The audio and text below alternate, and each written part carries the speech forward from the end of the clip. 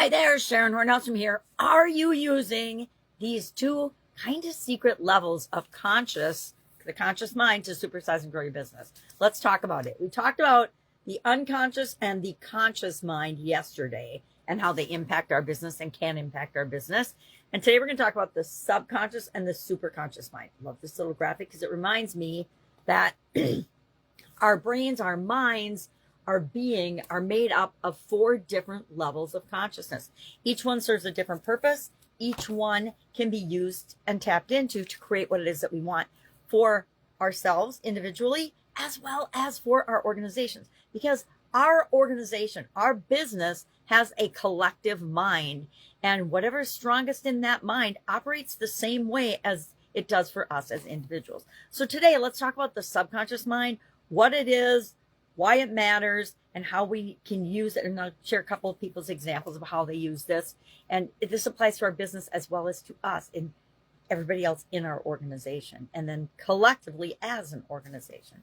So what the heck is the subconscious mind? You've probably heard of it. If you haven't, I'd be surprised, because it actually runs 90 to 95% of our reactions and our actions based on our beliefs, our memories, our habits, and our emotions. It influences 90 to 95% of our behaviors and reactions without us even realizing it. And guess what? That means that 90% of what's going on inside your business is also based on people's beliefs, experiences, reactions, and things that aren't necessarily consciously controlled by them or selected by them. Why does this matter? Because our beliefs can either empower us or they can sabotage us. Same is true of our business. The beliefs of the collective for our organization can either empower us, help us take risks, help us react and take actions to changes in the marketplace quickly or slowly, depending on what we believe. And those can either empower us to grow and supersize, or they can hold us back and sabotage us from opportunities, or not even see opportunities that are out there every day for us. Let me share John's story with you. John avoids public speaking at all costs. He doesn't want to speak up. He doesn't speak up in meetings. He doesn't share his thoughts and ideas, which is limiting his career. Even though he wants to improve, there's a subconscious memory of being teased and laughed at in school that has trapped him and keeps him afraid. So until he deals with this underlying belief, a false belief, of course, because everybody can learn anything. John can certainly learn to be a great public speaker, and at this point he has, but before, it was just an area that was holding him back, not only in his professional life, but in his personal life as well, because he wasn't sharing and speaking up in his relationships either. So our subconscious mind, based on beliefs, habits, memories, experiences, and emotions, that'll run the show for us 90 to 95% of the time, unless we become aware of it and we set a process in place for dealing with limiting beliefs, which we talked about the other day. The superconscious mind, what is it? It often described as our higher self, our divine mind, our inner guidance system, our connection to something outside of us, bigger than us. The whole oneness, spirituality, God thing. It's where wisdom resides, universal wisdom resides, and where we can actually tap into and connect to that if we believe we can. So why does it matter?